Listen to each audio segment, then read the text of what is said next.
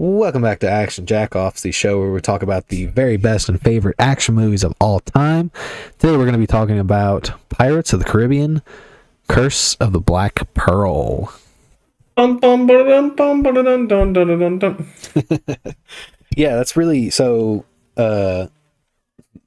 kind of a funny background with me in this movie. Not really funny, but just interesting, is that me in this movie didn't really exist until I want to say last year when I first watched it.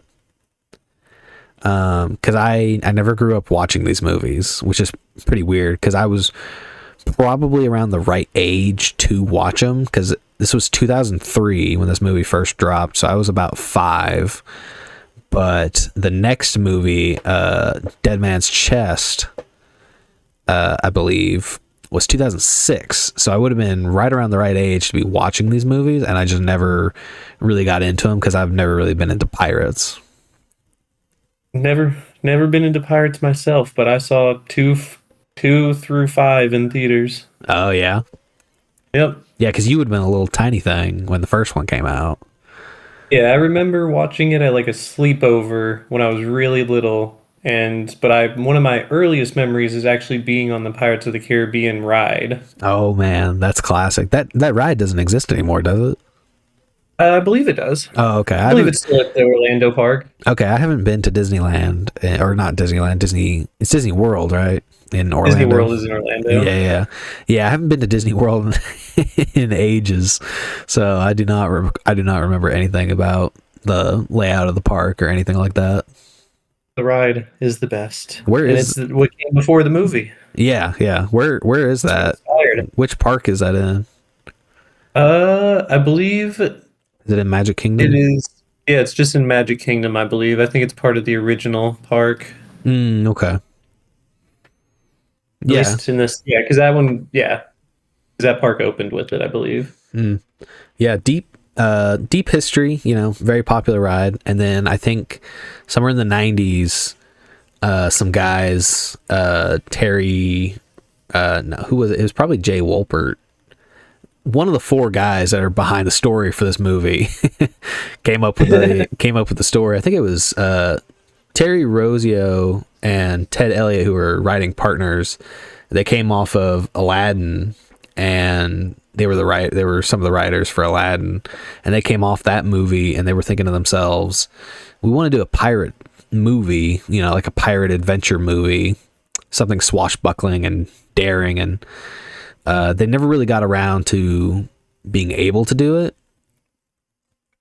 for a while, until Jay Wolpert came in. He drafted the first script for Pirates of the Caribbean, and when he came along, he's famous really for doing Count of Monte Cristo, and he also is got a writing credit for all the Pirates movies, so he's like the mind behind the Pirates movies essentially.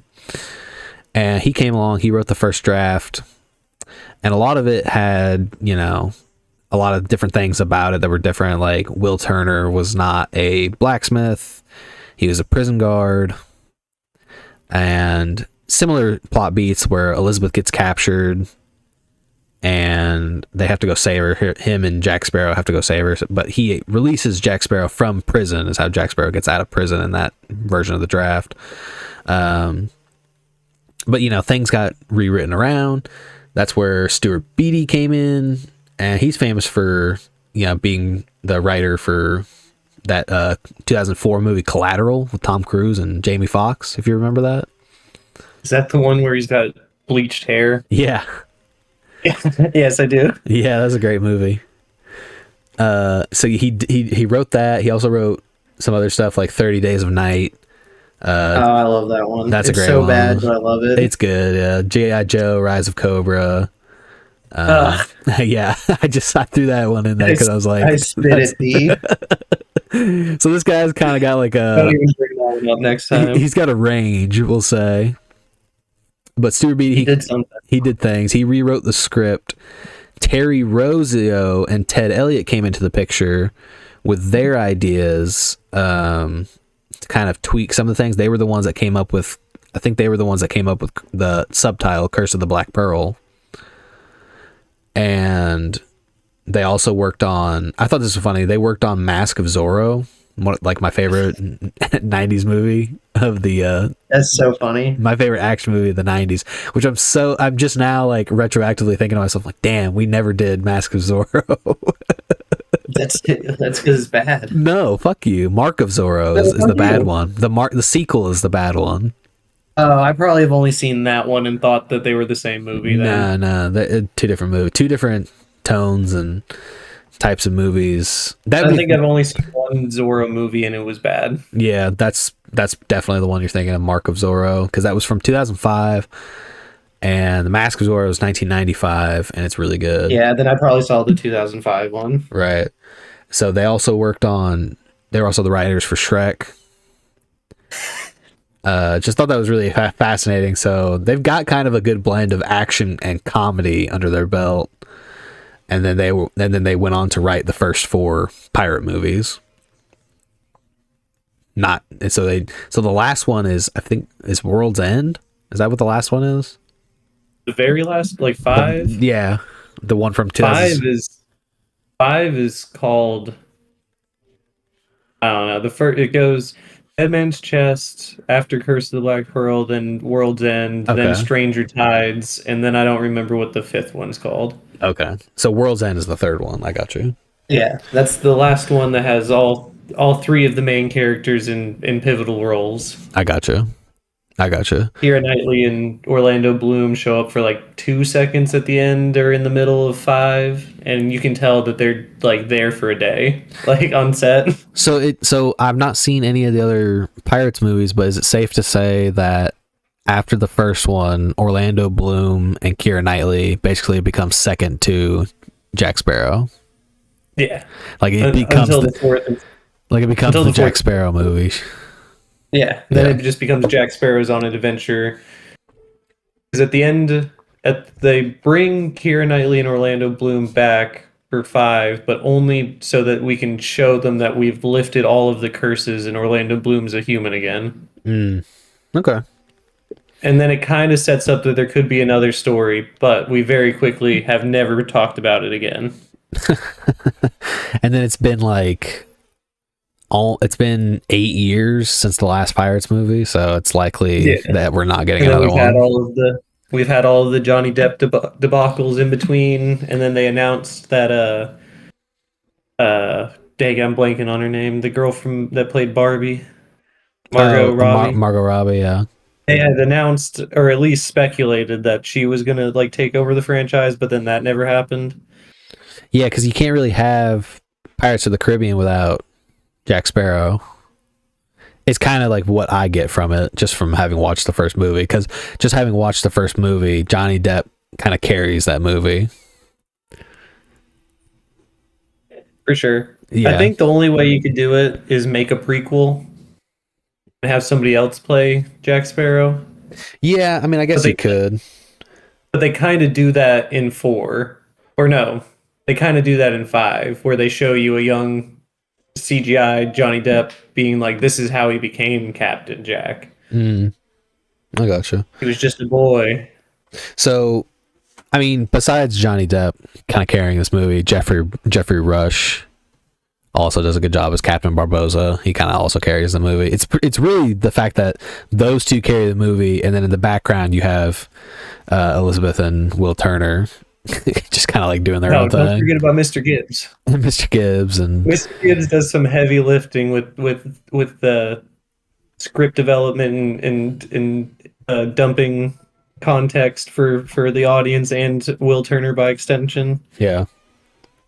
Also, we'll give credit to the director here for kind of like pulling this together. I mean, I didn't really get far in my explanation of like what the production of this movie was like. Once they had the script and they started production on this movie, they brought in Gore Verbinski as the director.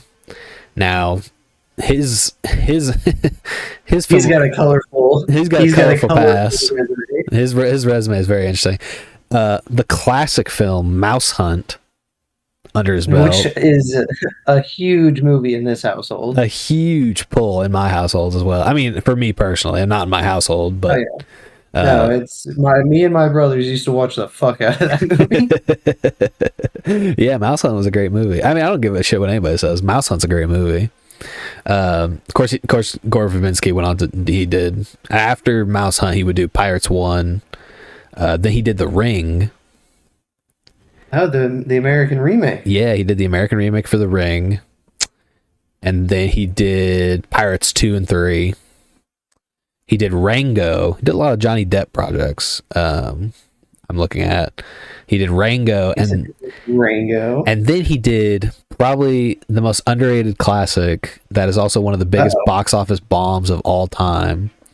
This guy. The Lone Ranger. Oh, what a bad movie. Yes, it's a bad movie, but I also enjoy it. I have a fun time with that movie. I bet you do. Yeah. It's just, Johnny Depp, Army Hammer, the guy that like eats people. Hey, allegedly he asked. He was like, "Can I eat your toes?" Can we make believe that I'm eating people? Yeah, that's like a weird role play to have. It's so strange. And then he got like absolutely canceled by Hollywood. Like Hollywood just blacklisted that guy.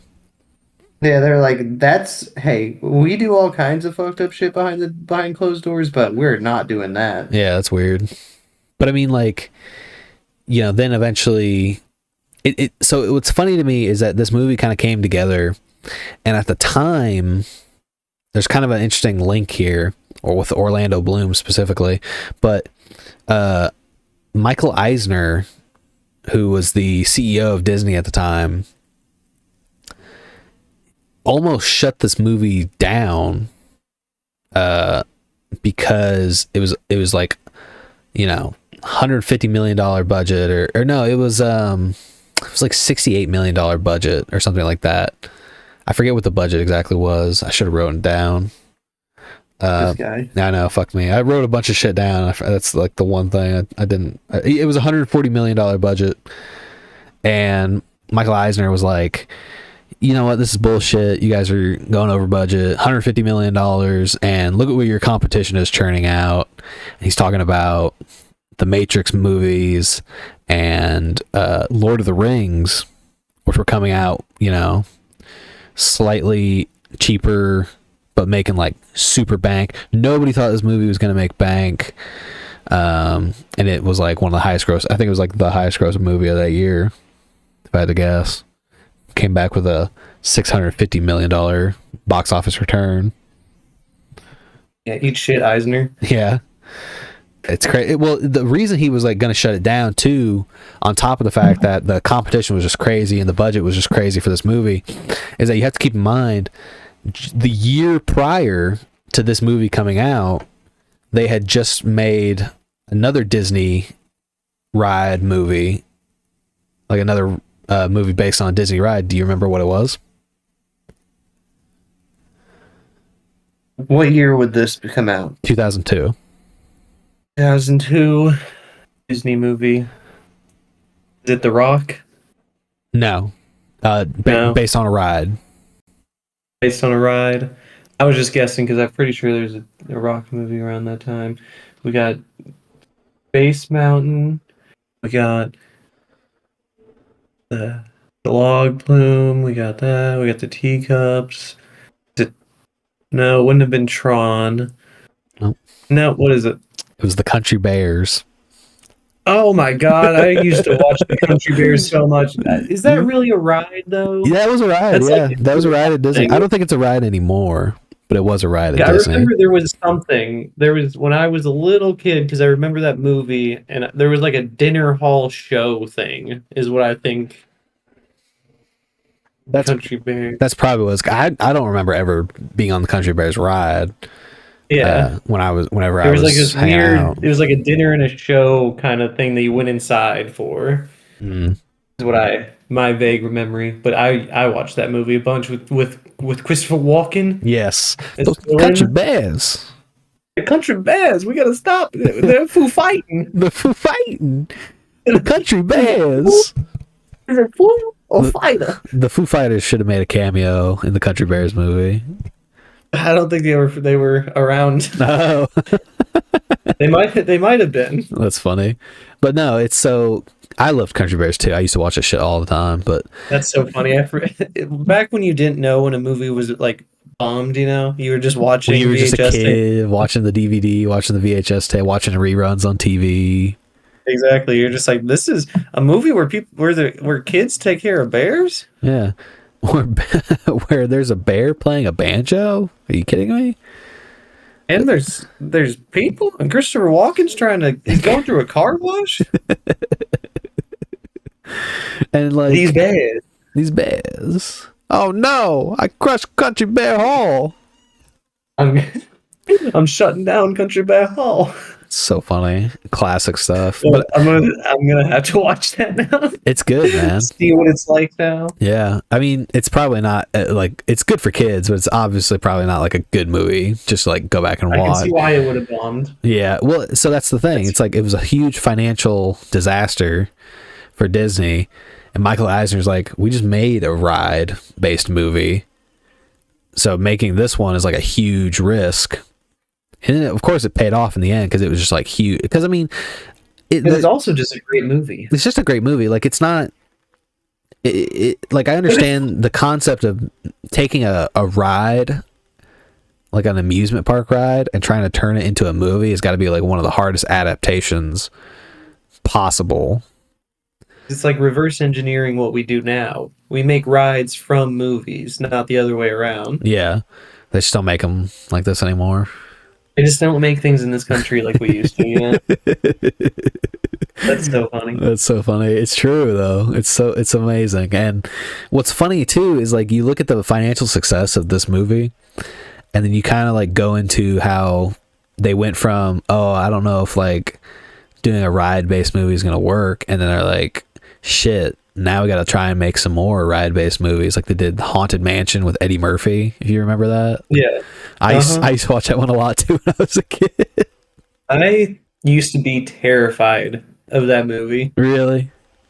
Yeah, just because like it would be, I'd seen a bunch of Eddie Murphy movies growing up, Nutty Professor, the Dr. Dolittle and stuff. Yeah. And then there's like he's actually like ghouls are coming after him and stuff. And I also thought the trailer, like, do you remember the trailer for it? I do not.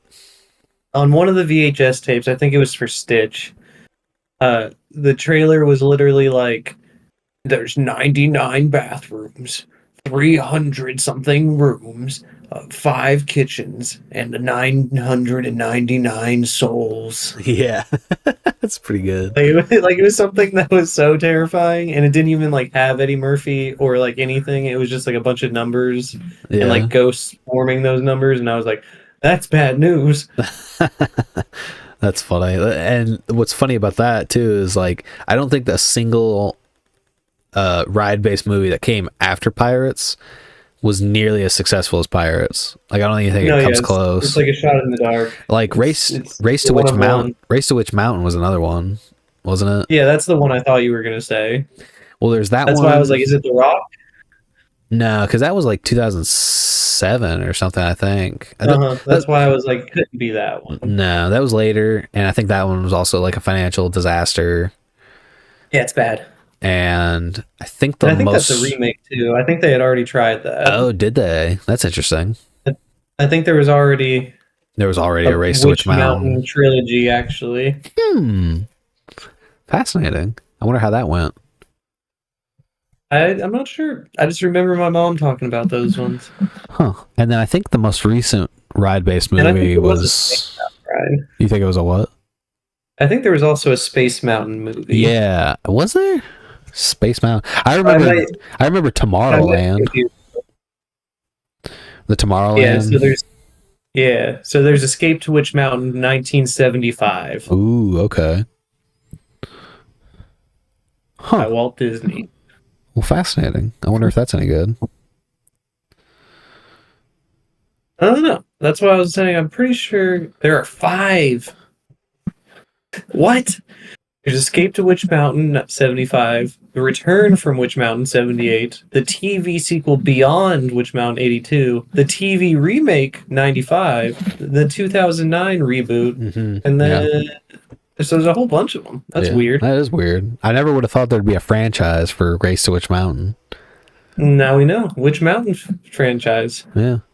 Obviously still not as successful as Pirates, because I feel like people forget like how big of a franchise Pirates of the Caribbean was back in the 2000s. Oh, and they are in development since 2020 for a Space Mountain movie. Are you serious? Oh, okay. Yeah. I wonder how that's going. You said it was since 2020? Since 2020, yeah. That's not good. The project has been in development for several years, with the current script being worked on since 2024. So they're still working on it. So that's still pretty recent. I gotcha. So, 5 years of development for a Disney movie isn't unheard of. No. COVID probably made it go a little bit longer, but that's interesting. Yeah, that is. Space Mountain was always one of my favorite rides because I thought it was super big and scary, but you're just going in a circle downhill. Yeah, pretty much. It's really funny to see it with the lights on, because it's like a dark ride that has like space on projectors all around you, but there's videos of it with the light on, and it's just like a track going in a circle down. So it's a ride, but it's not exactly a thrilling ride.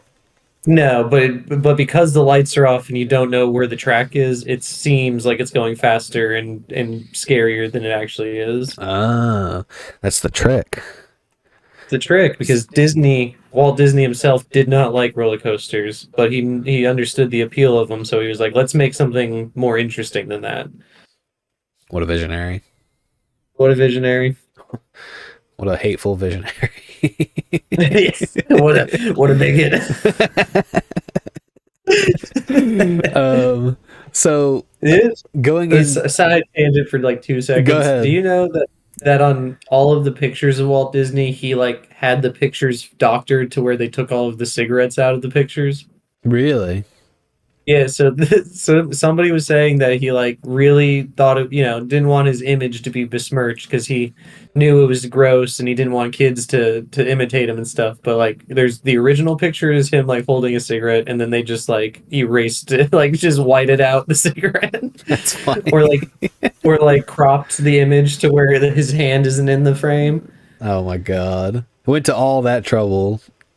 Yeah, and still died of cancer. That's awful. Shouldn't be laughing. It's so bad. Oh man, this guy. So, back on the production side of things, that I thought was really interesting was how. So this was produced by Jerry Bruckheimer, which you're probably familiar with. Our guy. Now he just produces The Amazing Race. Yeah, so he does. So he was famous. I have a long list of like action movies that he was like really behind. So I just went ahead and listed as many as I could for all the audience members out there listening.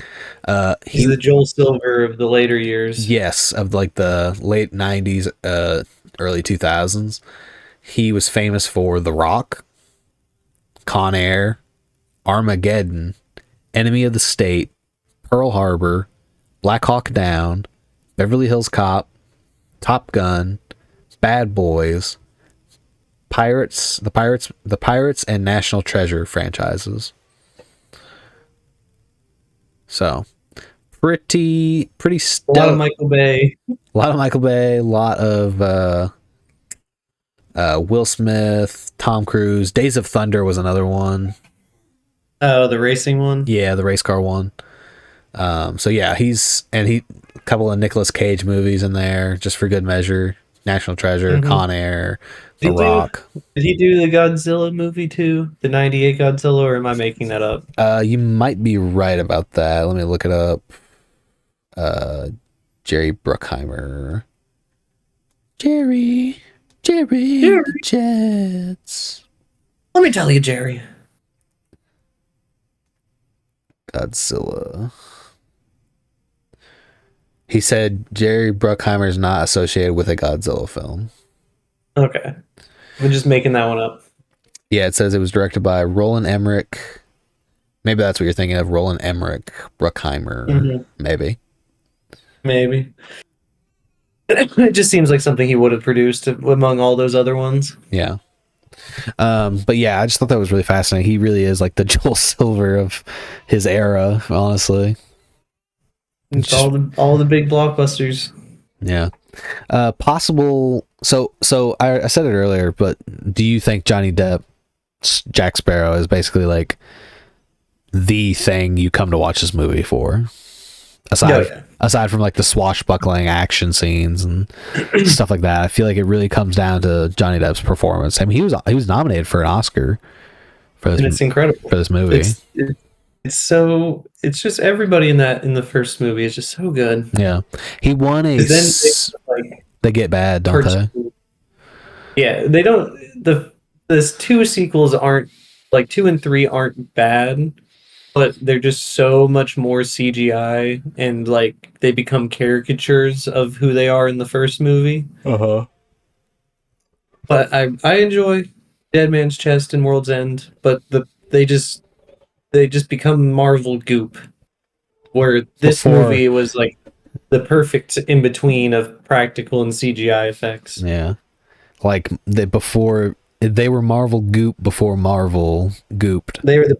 I really think that not only are they the predecessors for Marvel Goop, but they're the predecessors for Disney's idea of what Marvel could be. Because I really think that like the combination of comedy and action and stuff really started with Pirates of the Caribbean. Yeah, I mean, in terms of just like it was Disney's first real big blockbuster. Like in terms of like blockbusters, I feel like live action blockbusters. I think it really all kind of like started with. I mean, you had Tron, I guess. Yeah, it bombed. Yeah, I mean, but I mean, like in terms of just like straight up blockbusters that like blew everybody away, became huge franchises.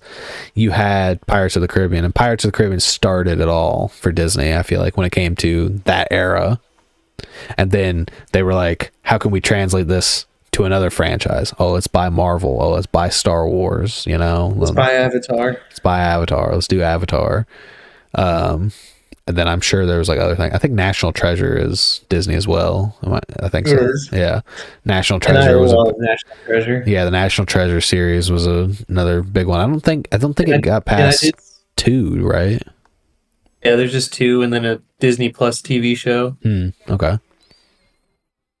But yeah, I saw both of those in theaters around the same time that I was watching Pirates, so that makes sense. Yeah. Of the National Treasures. But Pirates was huge, and a lot of it has to do with Johnny Depp, which is why I think it's so funny whenever I go back and I was doing research for this, and there was a lot of people, like always, there's always a lot of people up for the casting of the main character, which I consider Jack Sparrow the main character here, over Orlando Bloom's Will Turner. But I just found it fascinating that so many people were up for this, and some of the people that were up for the role were when Rosio and Elliot first came up with their script idea for it, they wrote the idea with Hugh Jackman in mind. Just so funny. Which I don't know how that would have played out. Like in terms of like it would have been less miserables. Yeah, and it's just funny because he was doing X-Men around the time. Yeah. So he was in another. X-Men 2 would have already come out. Yeah, so he would have been just wrapped up with X-Men 2, going into X-Men 3, which was like 2004 or 5. No, yeah. I feel like it was later than that, but 2006. Final answer. All right, let's look it up. Look it up. X-Men: Last Stand. 2006. You got it. Only took 3 guesses. Good shit.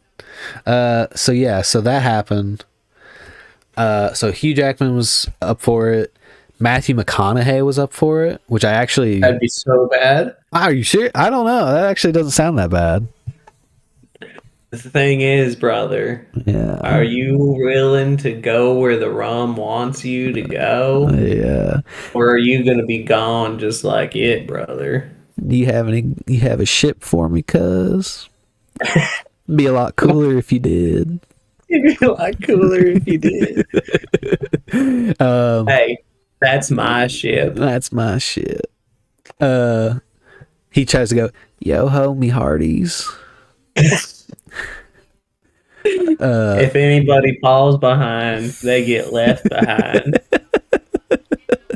It was just too, maybe it is too goofy looking at it now.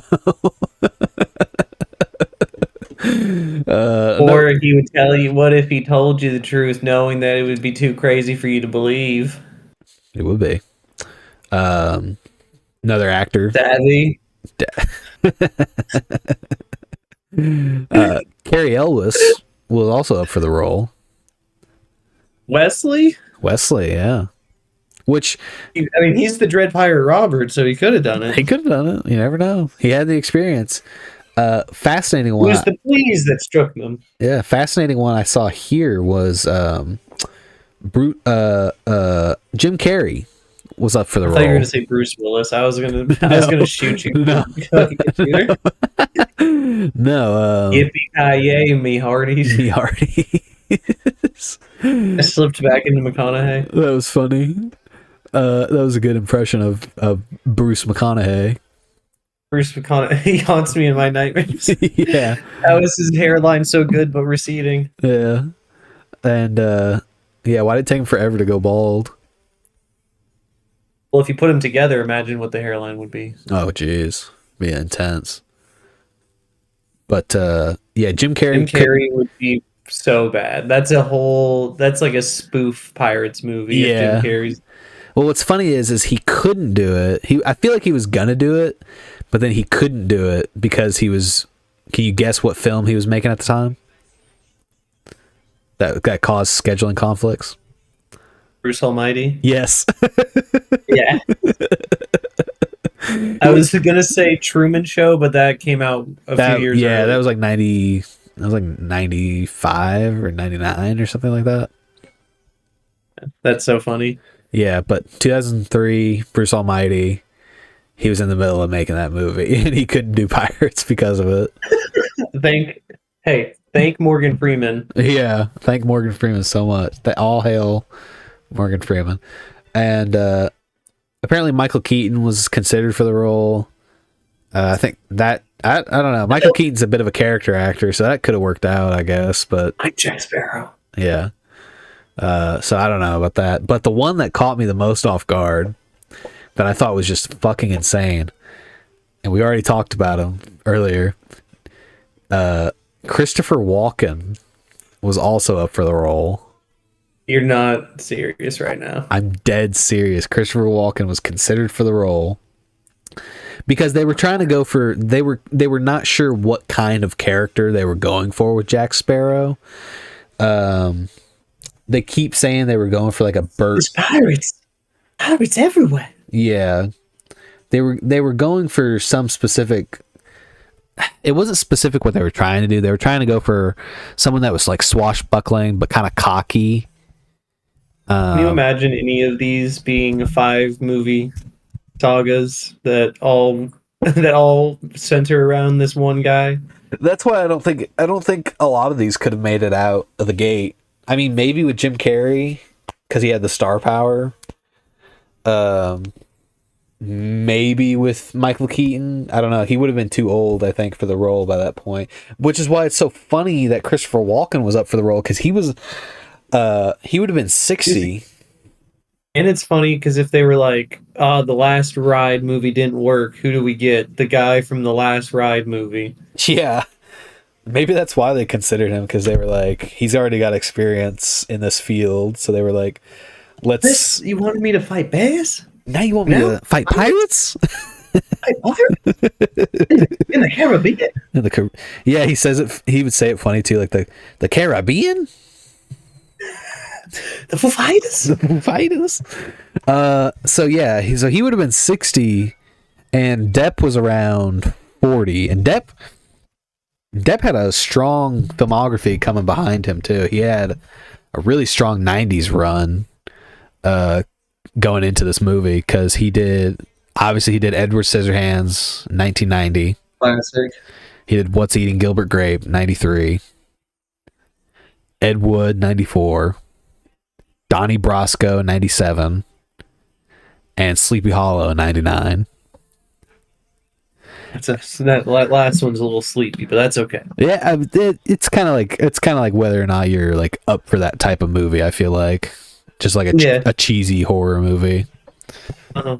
And it's then one of the weaker Timmy Burton and Johnny Depp collaborations. And then pretty much from there, he opens up the 2000s era with he opens it with some art house film called like Chocolat or something like that. But then he basically just like cracks it wide open with Pirates of the Caribbean in 2003, right out of the gate. And then he goes on to have like a sort of like emo phase. More than before. Because really, you can only call Edward Scissorhands, Ed Wood, Sleepy Hollow his 90s emo phase, but then he kind of goes into another emo phase into the 2000s. Dark Shadows. Dark Shadows and Sweeney Todd. Sweeney Todd, yeah. I was going to say that. Charlie and the Chocolate Factory. Really? Oh, that one sucks. Yeah, that one sucks ass. The Alice in Wonderland, Mad Hatter. Yeah. Yeah, he had a very interesting filmography. I feel like I feel like in the 90s he was kicking ass, and then he hit big with Pirates, and then he would just kind of sign up for like any big thing that kind of came his way after that. And anything where he could really become somebody else. Yeah, he started playing a lot of like goofy characters. But also like heavily make-upped. Yeah. Heavily changed, heavily make-upped. Just kind of like characters that he could disappear into, and not in like a good way, because he always... It just depends. Like, it's usually some goofy over-the-top character like Willy Wonka, the Mad Hatter. He did this one movie that was kind of artsy-fartsy. It was like... I can't remember what it was called. It was like... Man, what the hell was it called? It's gonna drive me crazy. I won't look it up right now because I can't remember what it was. But what's happening in it? It's got like Andrew Garfield in it. Young Andrew Garfield. It's called The Imaginarium of Dr. Parnassus. Never even heard of that one. Okay, so this is like 2009. It's like a really weird artsy fartsy movie about some guy in a traveling show. It's about like the devil. It's about catching souls. It's really weird, but it's Colin Farrell, Heath Ledger, Jude Law. Whoa. Christopher Plummer. Oh, is this the last movie that Heath Ledger was in? This is a posthumous release. He was working on this movie at the time. Yes, this is the one where a bunch of people fill in for the rest of his part. Yes, I have heard this movie. Yeah, The Imaginarium of Dr. Parnassus, which was released posthumously in 2009. Terry Gilliam, the director, completed the film by having other actors, including Johnny Depp, Colin Farrell, and Jude Law, I have play heard his of this character. Yeah, that's why it was so weird. Yeah, weird pull just to pull out on the Pirates review, but I just thought that was funny. Mm-hmm. But anyway, it's just because he had a weird career, and then all the bad stuff. Yeah, and then all the bad stuff happened. So yeah, that's pretty much like all I had written in my notes, which I thought was funny. So done with that. Yeah, this film, funnily enough, was actually filmed in the Caribbean. Hey, they really spent money. They had full-size ships. They were on the water. Yep, it was awesome. Yep, I love all the practical stuff. That's why this one looks better than all the rest of them. Yeah, and I mean, but still, they actually used like the old forts and stuff. Yeah. What did you think about the? So, what are like some of your favorite things about this movie? Let's get into that. The curse. The curse itself. Yeah, it's a really cool plot device. Because it's like the one thing missing from the rest of them is that, like, you have Davy Jones and his undead fish people and whatnot. Yeah. But there's something that's really special about this being like a real pirate story where they're like cursed skeleton people. And there's like the gold treasure. Yeah, there's like Aztec gold chests. Like, it's just it feels so pirate lore-y. And then like the Dead Man's Chest and Davy Jones is cool, but that's when we get into like just the CGI goop. Yeah. Which still looks better than a lot of the CGI goop, but there's just something so special about like them only being skeletons in the moonlight, and then they could be real people, but you get the idea. Right.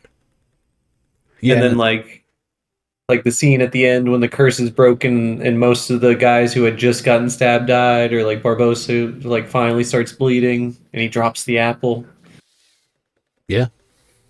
Like it would just be a CGI apple now. Yeah. I like how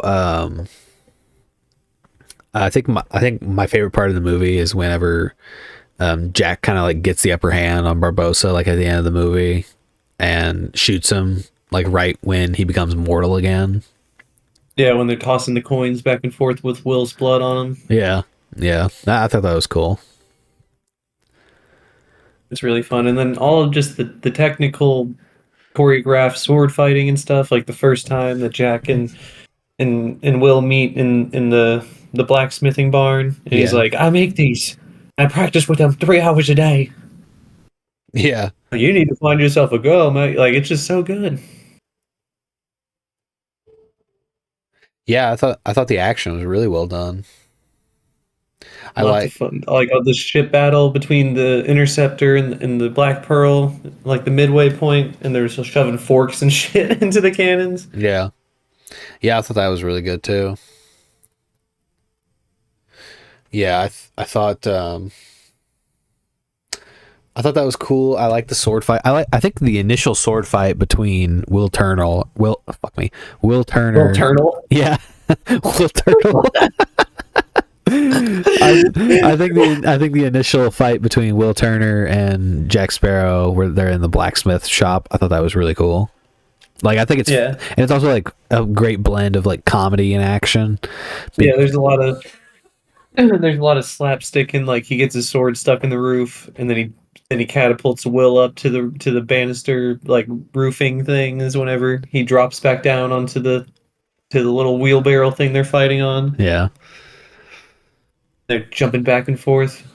Just so funny. It was good. And then he blows him full of whatever that brown stuff that he gets all over Will, and then Will's like, "You cheated." And he's like, "Pirate." Yeah. Yeah, no, it's got good action. Wasn't meant for you. No, not at all. It's just so good at building the lore. Like I was saying, like Mr. Gibbs does a lot of the heavy lifting, where he's like, "Oh, he wrestled together some sea turtles, tied them together," and then it's all lying. Yeah, and then it turned out it was just he got picked up. What was it? He got picked up by the rum. There was rum smugglers. Yeah, and he got picked up by them like 3 days later. Yeah, like Barbosa didn't know that this island had a secret cache that these rum smugglers were using. Yeah.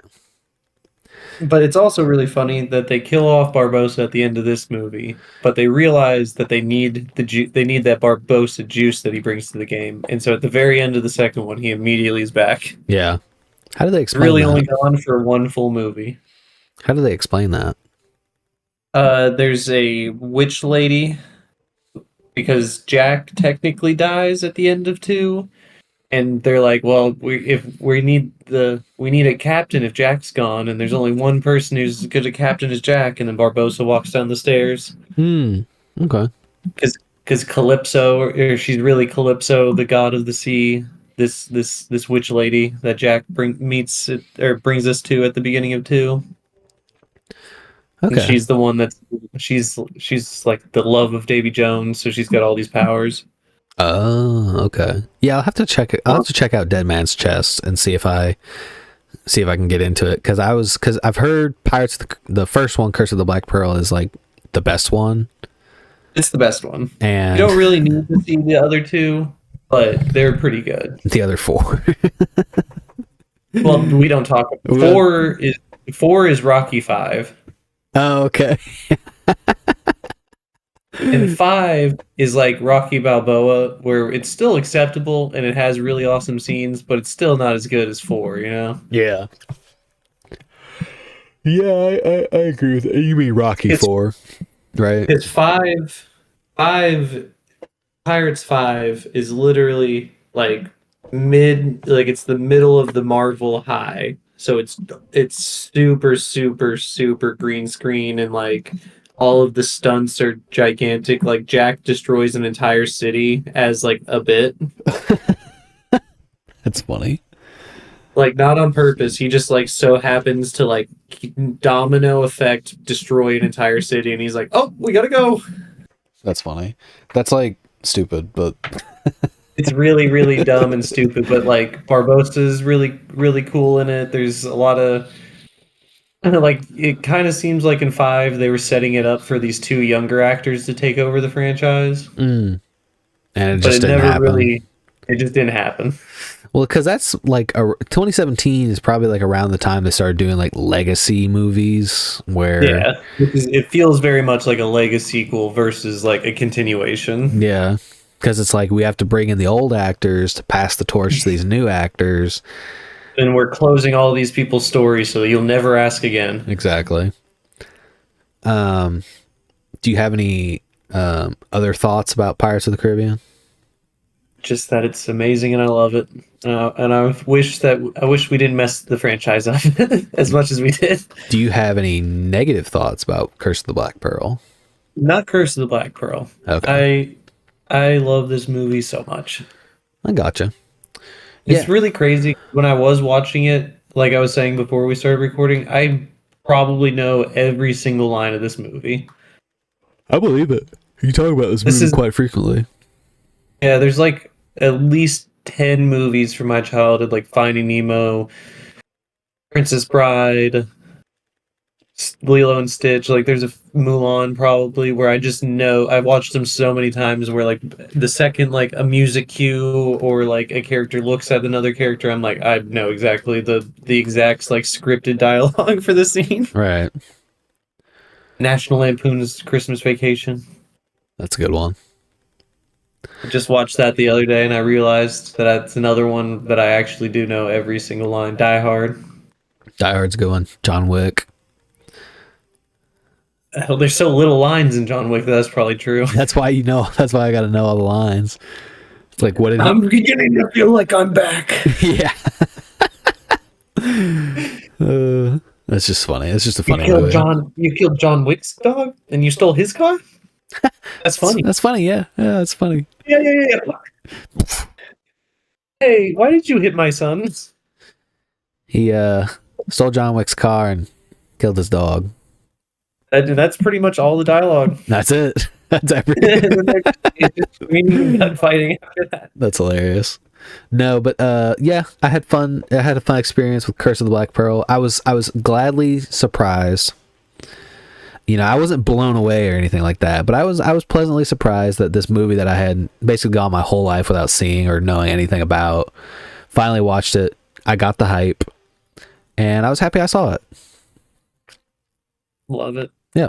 I need you to watch the other two and see what you feel. All right, I'll probably get around to watching Dead Man's Chest sometime soon. Probably watch it with Zay though. Pretty good. But anyway, that's gonna be it for this episode. Up next is our final episode of Action Jack-0ffs, where we're gonna go over the entirety of the Rocky series, just in general, because it's the only way we'll be able to talk about Rocky 4. It's the best one. The best one, the one that ended the Cold War. I mean, it did more than end the Cold War. Yeah. But anyway, so yeah, that's going to be it for this episode. Don't forget to like and subscribe. Check out Lincoln's channel. And yeah, it's going to be it. Love you.